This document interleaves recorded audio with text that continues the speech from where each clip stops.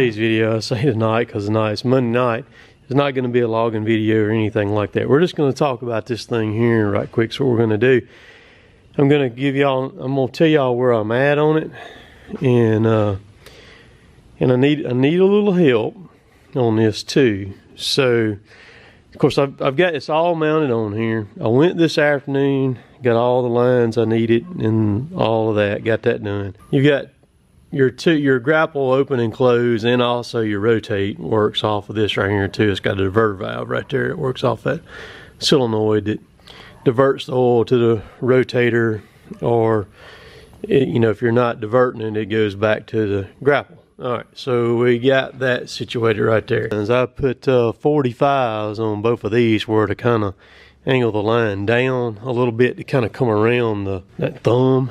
I lost my train of thought for a second there. And then this is your case drain. You got that situated right there. And what I've got is I'm going to take this port right here, and I'm going to swap these is what I'm going to do with these. I'm going to put this one right here and this one right here. That way the quick connect will be on this side, and I won't have to be working around this line right here. So we're going to do that. The case drain is going to be on a quick connect right there too. I'm going to attach it right here so that I can plug and unplug it. And then of course I've got to get an electrical down here to the solenoid where it goes in right there. That's no biggie. To get the case drain, I've got to get a line all the way from back here all the way up, which I've got that. It's approximately 23 feet of hose to make that all the way up. All right. So I've had a gentleman that I've been working with or been talking to. His name is Zachary. He's over in North Carolina. All right, so he sent me a video, and my thing was getting the case drain back in here. And so they have a 57, and right there is where they put their case drain in at, right there in that plug. So what I did today is I hauled the machine to the hydraulic place today to where we could have it up there. I'd already pre-measured everything, but I took it up there to make sure that we got the fittings right. Everything's is cool except for this right here. When I got it up there and we pulled this plug out right there, that's actually a British fitting. Our Wartall runs quite a few of that style fitting right there on it. They didn't have anything that could adapt to that to get that return back in there. It's very important for that return to go back in on a return side, because the filter is right under this cover right here. So you won't, and that's what these lines are. That's a return, and that's a return right there. Okay, so you want that oil from that case drain to go back through the filter. And the reason why is because if you have a failure on that motor and it sends metal fragments back through that line, it's going to catch it in the filter right there. All right, now I can probably make this work right here with a little ingenuity to fix something to where it will go in there. Now Zachary's got his, they've actually got a fitting threaded in there.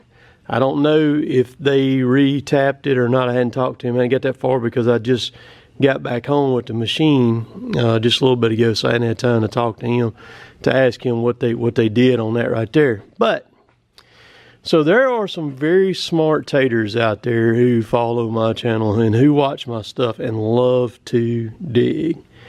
So my question is, I've got the line made up, got the fitting on the end of it, and I could easily tee into a line here somewhere. Like, see, this is a return, that big line, that radiator hose looking line right there. That's the return coming off the valve bank. If this line right here that got a 90 on it right there going into that block, if that's a return right there going into there, it would be simple to tee right into that fitting right there without having to deal with anything right here, because this is going to be a normal JIC right there. So my question is that a return, or where can I pick up another return on this machine besides this if I wanted to? Now, I'm anxious as heck to run this grapple right here. It's going to take me a little bit longer. I'm not sure if I'll get it. I thought we was going to get rained out today, and I would have knocked a big dent in all this stuff today. But we didn't get rained out. We ended up working all day today. Totally caught me off guard. I didn't even go up in there. I didn't even go up there today in my pickup truck. I drove my Jeep up there because I left my truck here hooked to my gooseneck, where I could haul this machine right here up there. So that's kind of my thing right there. So if somebody knows and can send me some pictures or something and tell me where I could plumb that thing in if I wanted to, and get the return back in there where I could go into a hydraulic fitting, that would really be lovely. Because and we looked, man, the place I was at is the kind of the end all, the be all in our area here of hydraulic stuff. And I might have to go out of town, but that would be the easiest, man. If I had something to thread right in there, that would be awesome. Hang on now.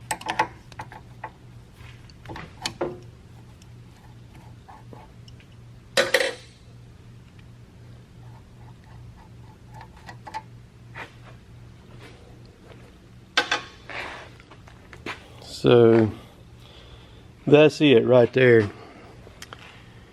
And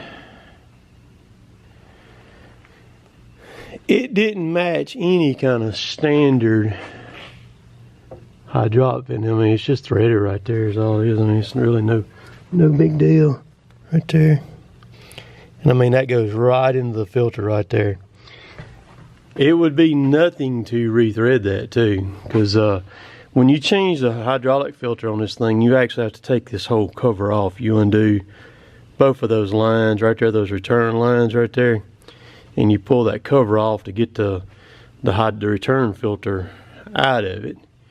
And so that's what I need to do. Now, okay, so the joystick, I've had some people that's kind of pointed me in some directions on that, and I've just about got me something figured out on that deal. I got to look at one more thing though. That's the beauty of YouTube, is there's a lot of people out there who are willing to help you kind of sort through this stuff like this right here.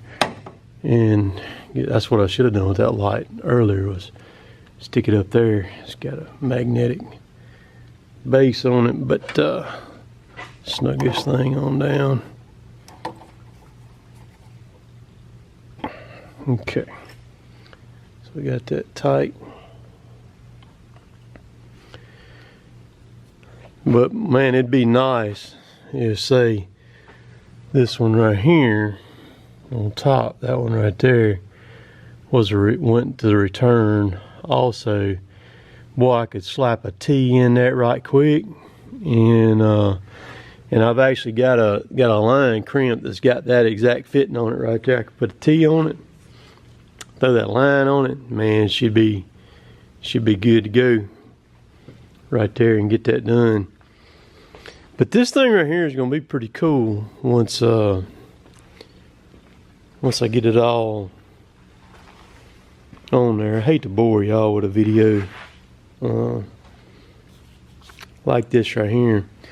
They've got this one figured out. So they got these banjo style fittings on there to where they will swivel when you open and close the grapple there.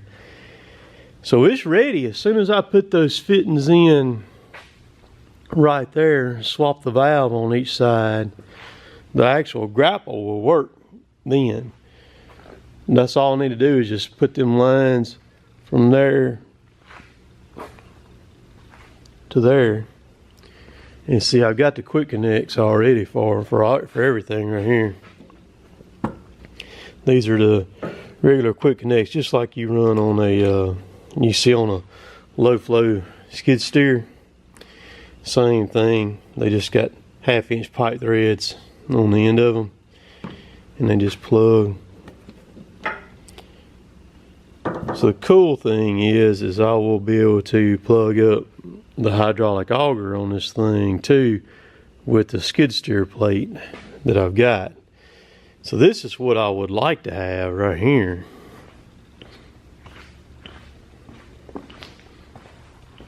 That would go right here. So it actually screw in right there.